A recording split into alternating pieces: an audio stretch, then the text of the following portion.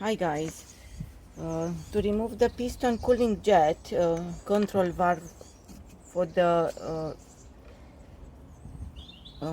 Jaguar XE, first of all we need to have access to it by removing the water vessel,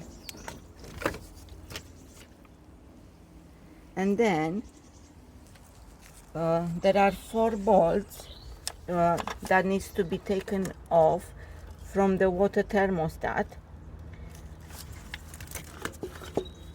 which is there, and the piston, the valve, is just below it.